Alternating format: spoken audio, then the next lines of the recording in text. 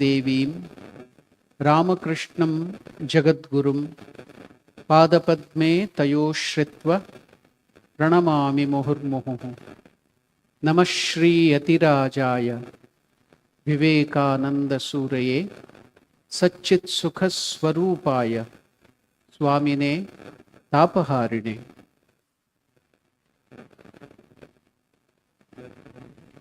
I offer my Sashtanga Pranam at the holy feet of most revered Srimad Swami Suhitanandaji Maharaj.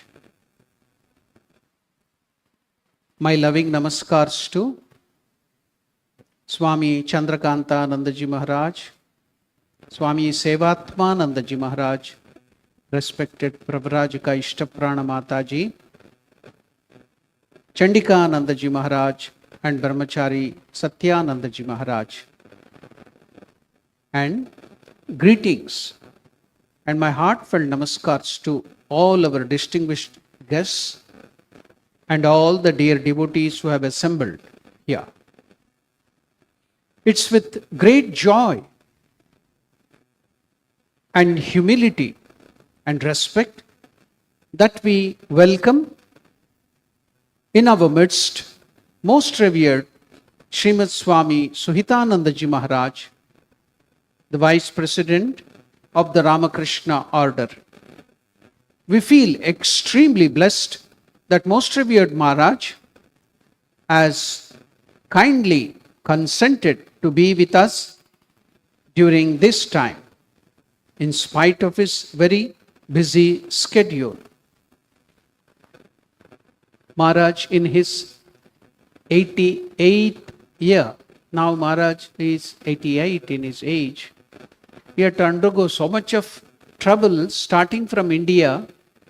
The flight was delayed due to fog. He had to wait and catch the flight and come to Dubai after so many hours of delay. And Dubai too, there it was delayed and Maharaj has to stay there in Dubai airport itself for a long time. Instead of the plane reaching in the evening or the night of 9 o'clock, it came the next day and Maharaj had to undergo all that arduous task just to come and bless all of us. So you can understand how much Maharaj is eager to come to this country and bless all of us and be in the midst of us. Now, we all know that Maharaj has consented to give the very sacred mantra diksha to the devotees who are aspiring for that. Most revered Maharaj, your presence here, which is your second visit to South Africa, is an expression of the love that you have for South African devotees and also brings the devotees here closer to the greater worldwide Ramakrishna order with its rich tradition, which have been built up for over a century. We feel doubly blessed that most revered Maharaj has joined us in the year when the center is also going to celebrate the centenary year of the founder of Ramakrishna Center of South Africa, Swami Nishchalanandaji Maharaj. Now, we have also assembled here to celebrate the birthday, the public celebration of the birthday, though the tithi of Vivekananda's birth was on a different day. Today it's a public celebration. We should remember Swami Vivekananda. Let us try to remember him in a different way, a very special way. And what is that?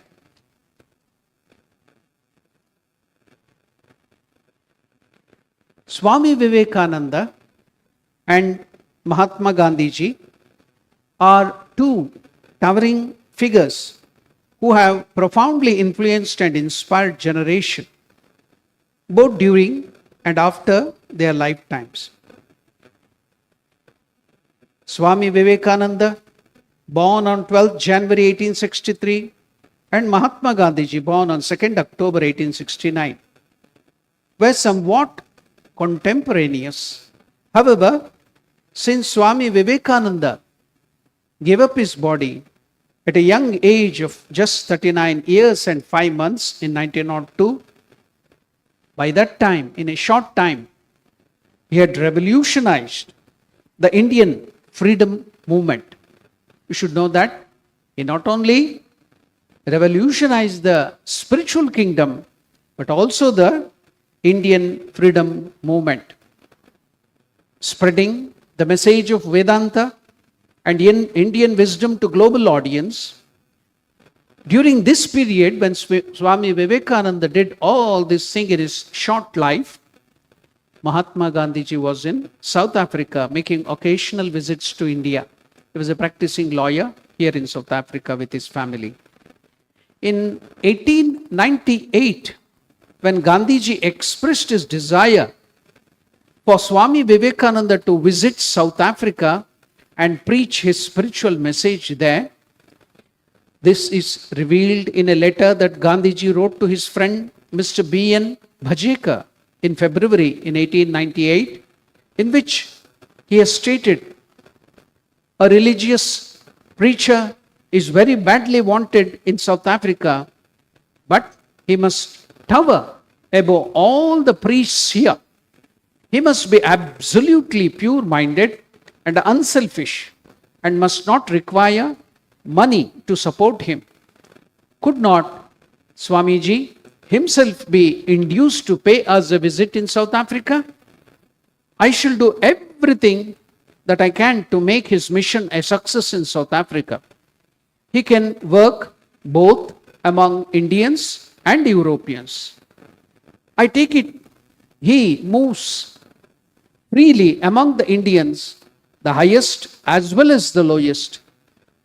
He is sure to do one thing if he comes here. Swami Vivekananda will electrify the Europeans by his eloquence and possibly hypnotize them into liking our Indians in spite of themselves. Now, the second instance when Swami Vivekananda wanted to meet was when he went to Belur Math, but he couldn't meet. What did he tell about Vivekananda at that time? I will tell you a little later. Before that, after some of the letters written by Gandhiji had reached Belur Math and to the hands of Swami Vivekananda, now Swami Vivekananda couldn't go to South Africa due to various reasons, but he wrote a letter to Swami Shivananda or Mahapurush Maharaj and asked him to go to South Africa to do the work of Master there. Now, what does he write to Swami Shivananda or Mahapurush Maharaj? Swami Vivekananda, in the letter, 27th December 1897, he writes to Swami Shivananda from Jaipur in Rajasthan. My dear Shivananda, Mr. Settler of Girgaon, Bombay, whom you know very well from Madras, writes to me to send somebody to Africa to look after the religious needs of the Indian emigrants in Africa. He will, of course, send the man and bear all expenses. The work, Swami Vivekananda is writing, the work will not be congenial at present. That is, before independence, that was long back in 1897. I'm afraid. But it is really the work of a perfect man. You know, the emigrants are not liked at all by the white people there. To look after the Indians and at the same time maintain cool-headedness so as not to create more strife is the work there in South Africa. No immediate result can be expected, but in the long run, we should note these words of Swami Vivekananda in his letter to Swami Shivananda. But in the long run, it will prove a more beneficial work for India Note it. In the long run, if we go and work in South Africa, it will prove a more beneficial work for India than any attempted. I wish you to try your luck in this matter. He's asking Swami Shivananda to go to South Africa. If you agree, please write to Setlu about your willingness and ask for more information mentioning this letter. And Godspeed to you. I'm not very well. So now, Swami Vivekananda is asking Swami Shivananda to go there. But Vivekananda, that dream of himself coming or sending Swami Shivananda there, could not be somehow materialized. Maybe Master had some master plan. And how did the wish of Swami Vivekananda got fulfilled? Yes, we can see it here. And what is that? It was Swami Nishchalanandaji Maharaj. That prediction of Swami Vivekananda came true by the work of the great luminary Swami Nishchalananda. Since his childhood, Dhanagopal, as Swami Nishchalananda was known, had a strong religious bent of mind. At the tender age of 10, he first read about the life of Swami Vivekananda, the foremost disciple of Sri Ramakrishna Paramahamsa. Swami Nishchalananda was attracted by Swami Vivekananda's ideals of renunciation and service to humanity. Early in 1942, at the age of 17, note it, at the age of 17, and he finished his work before the age of 34 or 36. So at the age of 17 in 1942, with the cooperation of a few friends, he started a literary group to study the Hindu religion, philosophy and culture, placing emphasis on Sri Ramakrishna, Sri Sharda Devi and Swami Vivekananda. This heralded the birth of Ramakrishna Center of South Africa. So, just in the introduction letter, I was about to give a big lecture itself. I have to stop it now. Now, I just wanted to give you the context. We are here, though at the same time, I am very respectfully, humbly welcoming Maharaj to bless all of us through his presence here. At the same time, we should also know that the centenary celebration, Maharaj has now, by lighting the lamp, he has given that starting fillip or the inspiration to us to celebrate that centenary or 100 years of celebration. We are now here to do that all this year about Swami Nishchalanandaji Maharaj. Is it just thinking about Swami Nishchalanandaji? No. Through that, what were the dreams of Swami Nishchalanandaji Maharaj? To bring about a revolution, to bring about the idea of Sri Ramakrishna and Swami Vivekananda and Mother Sharda Devi to spread in South Africa and revolutionize this country. That is the important thing we have to note on this special day. With these few words, I will again seek the blessings of Most Revered Maharaj and give a stop to my talk. Om Shanti Shanti Shantihi Harihi Om Tat Sat Sri Ramakrishna Arpanamastu.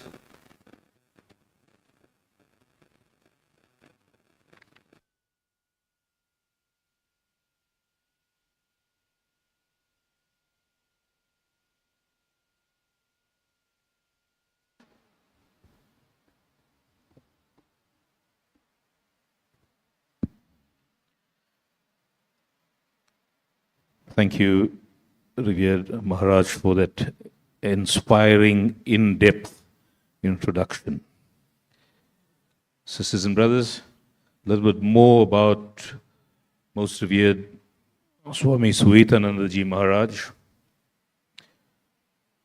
Swami Suhitanandaji Maharaj is a senior monk and currently one of the vice presidents of the Ramakrishna Math and Ramakrishna Mission, which have their headquarters at Belur Math near Kolkata, India.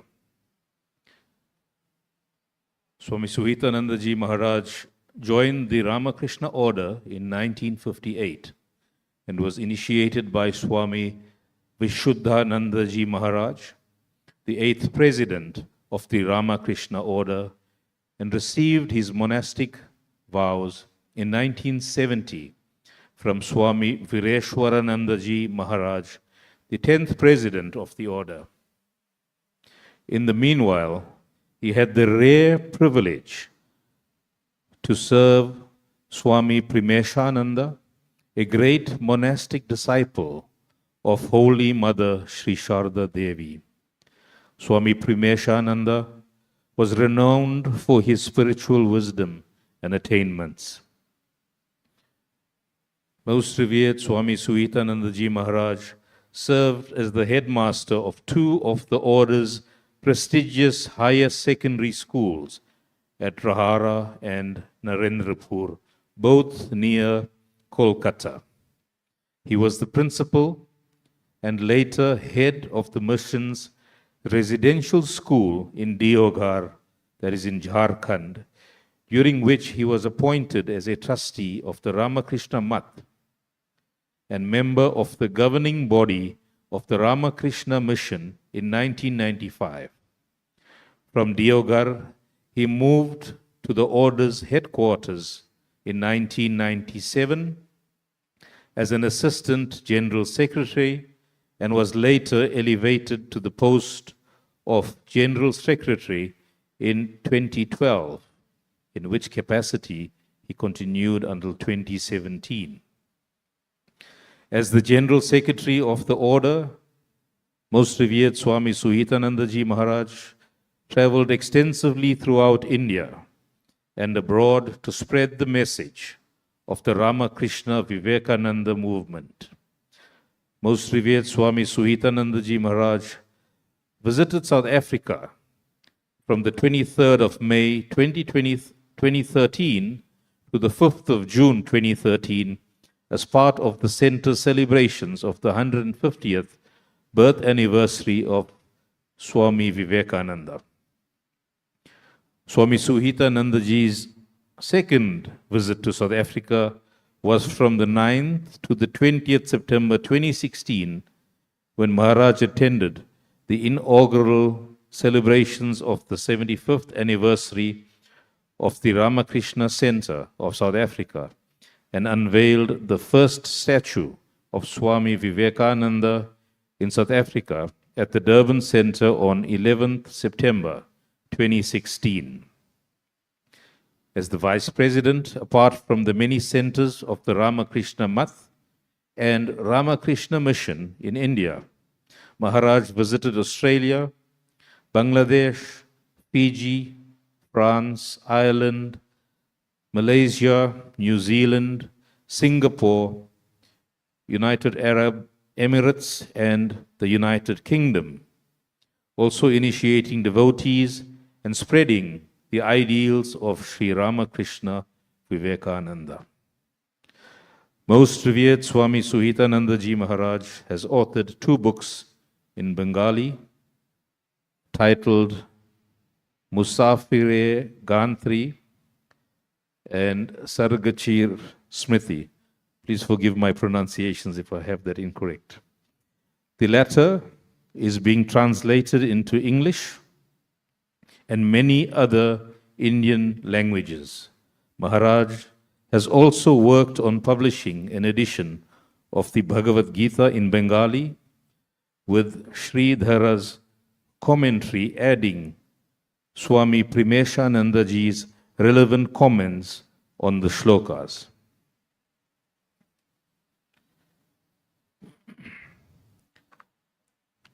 I now respectfully invite Most Revered Swami Suhitanandaji Maharaj to address us.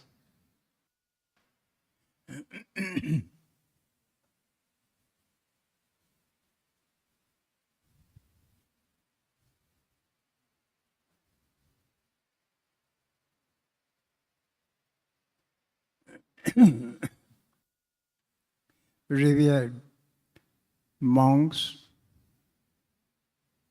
Matajis, and other monastic members present here, and the devotees in general.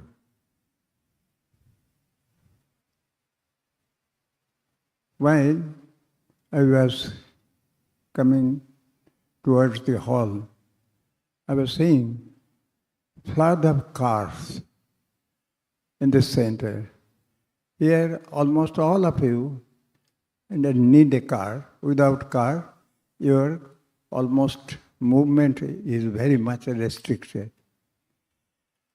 That shows that you can afford a car. So your lifestyle, your standard has gone up. You can, and in some families, they are having not only one car, probably 2, 3 cars even, individually also. So that has come up to your lifestyle, your standard of living, and we are being assembled here, beautiful hall. It's a good hall, spacious, and all the facilities, modern facilities are available. All these things have been possible due to Nishchalananda. You all know how you came in from which condition you had to come, and how your grandfather, grandmother, and their fathers and mothers, great-grandfathers, great-grandmothers, how they had to struggle and survive just for the training and upcoming of you all. And they tried. Probably they did not die without any food or without any medicine. But they saved their money so that you would get the good education, you would have good health and good facilities. One generation, and that the baton was passed on to the next generation, to the next generation. In this process, now you all people are holding some very high, respectable posts in the society. Who has done it? It is due to certainly the grace of God is there, but some persons also are there. First, the sacrifice of your parents. Second, their sacrifice means for their not only material benefits, but also they understood that until and unless we inherit any culture, we cannot use our money properly. You will get money, but how to use the money?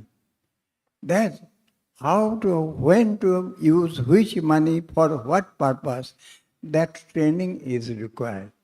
Without that training, everyone's life is going to be astray.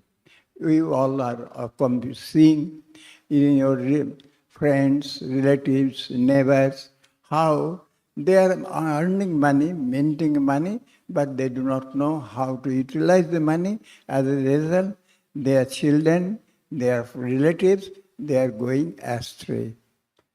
Recently, I had the fortune to visit in New Zealand. I went there for initiation purpose. There, the head is organizing one meeting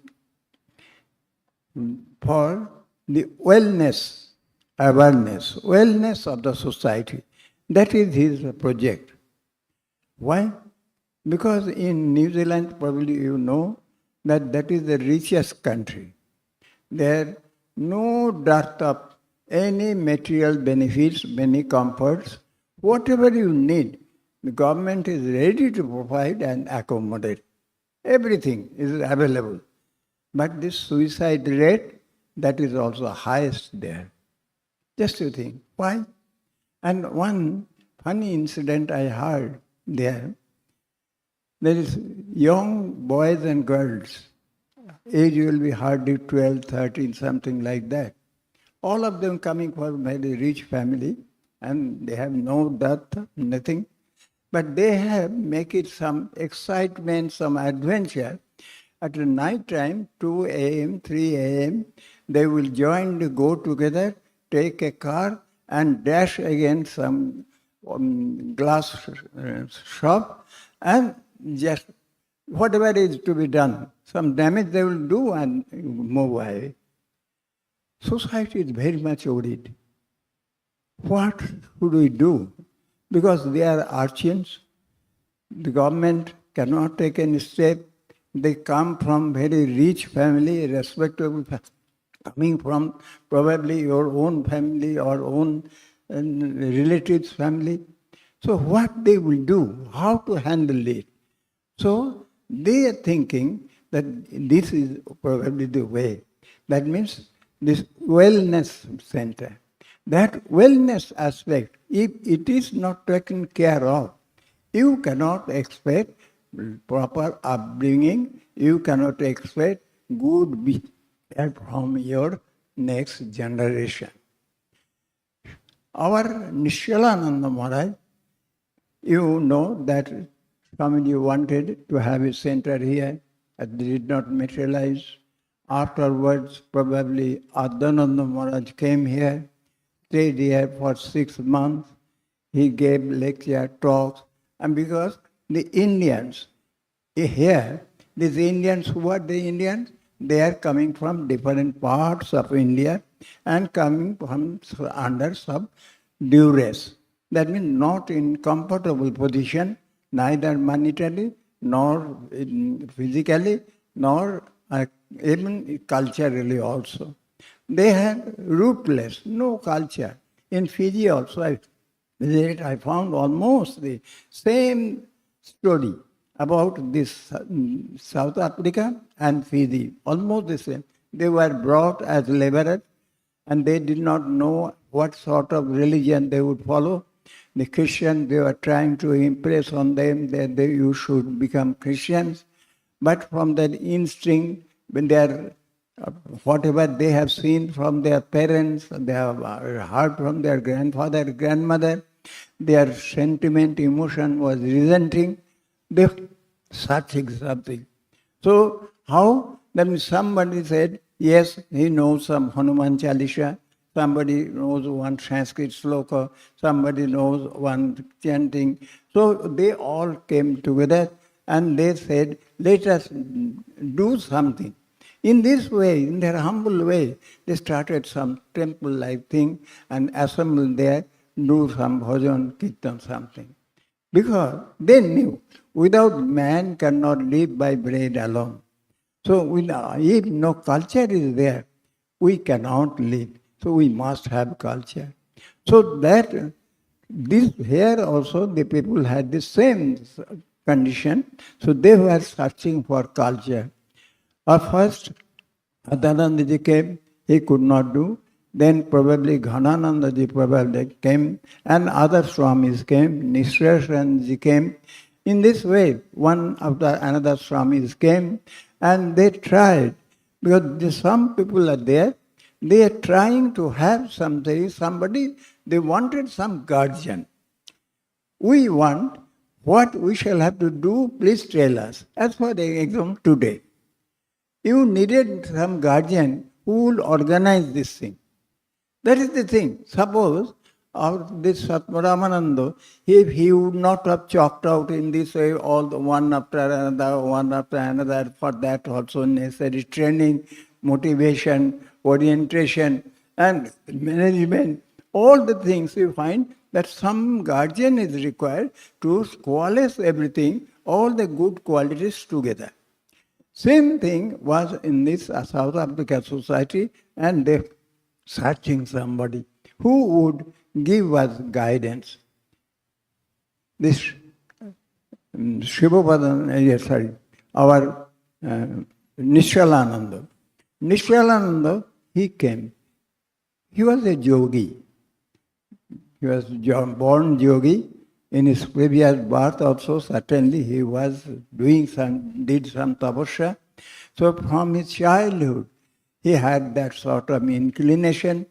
And the age of 14 or 15, he, by God's grace, he got some book on Swamiji, and he read it, felt inspired, where I shall have to do something in the name of Swamiji. And slowly, he started some gathering also.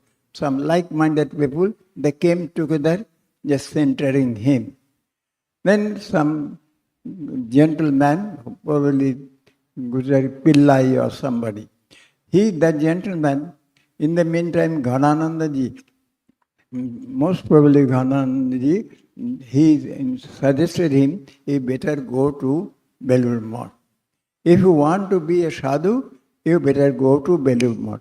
At that time, Vivekananda Maharaj was the president. He wrote a letter to Vivekananda Swami. Vivekananda Swami inspired him, but said, but if you have to become a sadhu, you should come and meet the sadhus, stay with them, then only you will become a sadhu. But who would bear the expenses? Somebody agreed to bear his expenses, condition that you will have to come back and serve us. Then only. So he, anyhow, because he got the opportunity to go to Belur Math, the Ramakrishna mission, what it is, Belur Math, let me go and see. So he went there, met Vivekananda Swami. Vivekananda was very impressed, gave him initiation. Then he wanted to become a monk, but he wants to become a monk, take sannyasa and come back to South Africa, because he has gone there at their expenses. It was his commitment. So but the Belur Math, they did not agree, because our principle is not that we will give you sannyasa and you will go whatever is your choice, that we shall have to agree. Let that. We don't agree to that sannyasa. So what is to be done? Then Vivekananda Swami helped him, suggested him, one disciple of Raja Maharaj, Purushottamanda Maharaj, was there. So he was staying outside our order. So you go there and take sannyasa from him. So he took his sannyasa. Purushottam Swami asked him that if you want to become a real sannyasi, you will have to stay here and move alone without any farthing. Begging, you move here and visit ashram to ashram. Then you will have some idea what sannyasa life is. So for 6 years he did, and afterwards he came back. After coming back, he was by that time sufficiently matured, and he has got the conception also clear that what Swamiji's concept is, Shivogani Jivo Seva, that means to serve what is practical Vedanta. All these conceptions have become clear to him. So he coming here, he started this movement. And first he arranged to purchase this land, because the group of people, they helped him to purchase this land. Slowly it snowballed. And it was effect. Your parents, your grandfather, your grandmother, these are the people, they came and they helped him to start this center. And slowly, today we are getting the benefit of it. He had some delicate condition, you know that, because it was British rule, and the people, they wanted to have freedom, just like India's condition. The people, Mandela, you know that Mandela at that time only got the freedom. Prior to that, people are getting apartheid. That means how much torture was going on. This discussion was there. So how ill treatment the non-whites were getting. All these things, stories you know, you've seen. So he was to some extent roped in, and he got involved into it, and probably he has been murdered by the government, because in one of his writing it is mentioned that probably that was he used to retire to some cave, and there he used to meditate. And before going there, he wrote down that it may so happen that I shall have be in such a position that he will never find me. He was apprehending that he might have been ambushed or killed, something like that. And that happened. In spite of that, he preferred to remain, not to be involved in politics. Because Swamiji has given the caution, that means our organization will not have any relation with politics. So he used to meticulously used to take guard from politics, but he has his feeling for the black people, white people, everything. That means the door of Sri Ramakrishna, door of Holy Mother, door of Swamiji is always open to whosoever would be willing to come to them, they are ready to serve them. So with that spirit he continued, and his successor was probably Shiva Vadananda Maharaj, his successor, and he also, probably you know, that he continued, he got the opportunity to serve for a pretty long period, and the whole this material structure of this ashram, what we find, that has been his creation. So we are certainly grateful to Nishyananda Maharaj that without him we could not come here, we could not talk here, we could not sit here. So it is certainly Guru Maharaj, he got the blessings of Guru Maharaj, and Guru Maharaj sent him to do this service. Now about Swamiji, because he got the concept of Swamiji, so Swamiji, he wanted to just translate Swamiji's concept of like this Shiva Jnane Jiva Seva, serve man as God. This concept is the concept of practical Vedanta. Generally, what we feel, that means we have to serve man means, that means only my locality. Those persons who are associated with my religion, those who are associated with my community, those who are associated with my... So this my thing will always remain. But Swamiji said, I do not belong to either India or to Paris. There is no nation can have any claim on me. So, Christopher Isher would mention that Vivekananda's national, if we go through the lectures and talks, especially when he went back from America to India, we feel surprised that as if he is so much inspired that he is ready to even take a gun and drive out the Britishers, something like that. So that much excitement, emotional statements are there. But certainly his nationalism, wherever he is there, he will do. Because we know that on 4th of July, that day, it is the birthday of America. Independence Day of America is 4th July. In Kashmir, he was there. Along with him was Olive Bull, MacLeod, 2-3 Americans, and Nivedita was from Ireland. They were all moving together. Swamiji, because Nivedita was not American, so consulted with Nivedita and prepared some map of America. And on 4th July, while they came, he invited them for the breakfast. While they came, he simply unfurled this flag of this American republic. So that much his affection, and he composed a poem to the 4th of July. If we go through that poem to the 4th of July, we feel surprised that he is talking always of independence. Independence. He started this, our Mayavati Center. In that Mayavati Center, you all know that he went there and he could find that one of his disciples, he has put the picture of Sri Ramakrishna in one corner of his room. Swamiji had the idea that Mayavati will have Vedanta culture. There it would not be of any sect or any dogmatic, nothing of the same. Anyone, whether he believes in God, does not believe in God, he can try and give experiment on religion, this Mayavati.